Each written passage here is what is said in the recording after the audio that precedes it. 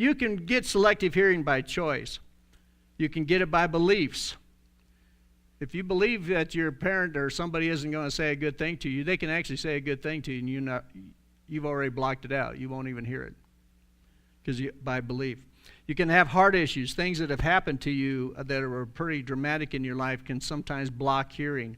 The ability to hear compliments, the ability to even hear correction, the ability to hear love from somebody. If somebody's, if you got a hard issue with somebody, a lot of times it doesn't matter what they're going to do. You're not going to hear anything. You're not going to. You'll hear it in your ears, but you're not going to hear it.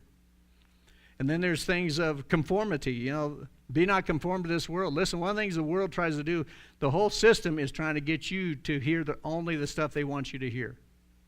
Do you know every commercial is scientifically designed to make sure that they get across what they want to get across to you? And a lot of the time, it's the background stuff that's more important than what they're actually saying. If they have a kitchen, they have things in that kitchen that are trying to draw you to improve your kitchen, even though they're selling, checks, or a cereal or whatever else. Listen, billions and trillions of dollars are being spent to figure out how to conform you so that you start buying. And nowadays with Facebook, have you noticed you can't look up anything without them advertising it to you? I mean, why? Because it works. I mean, how do you make $1 billion, $1 trillion company out of something that's free? That way, marketing. And so that's not a new concept. A lot of our selective hearing is just simply out of conformity. A lot of times you have things that you inherited. You had an inability to hear certain things because it's in your genetic code. I don't know. I hope that doesn't need to be explained. But there are some things that you'll see it from generation to generation. Husbands that just don't hear certain things from their family, just don't hear.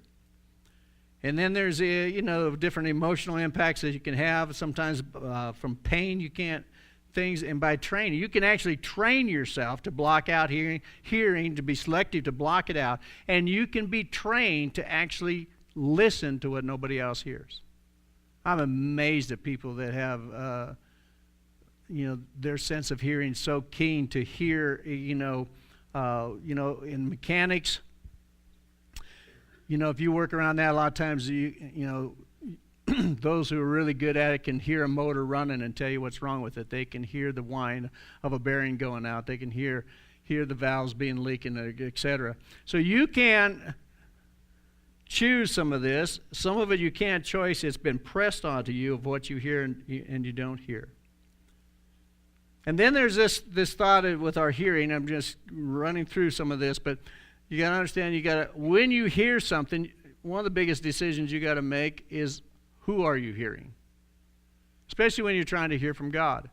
Who are you hearing? Because you hear a lot of voices. A lot of people say, I don't know if it's God or the devil that's talking to me. Well, that's kind of important to know. Don't you think? Who's speaking? Is it yourself? Is it the thoughts that's been programmed in you? I know it's a little spooky, but there are things that men have learned to do to program people's thinking.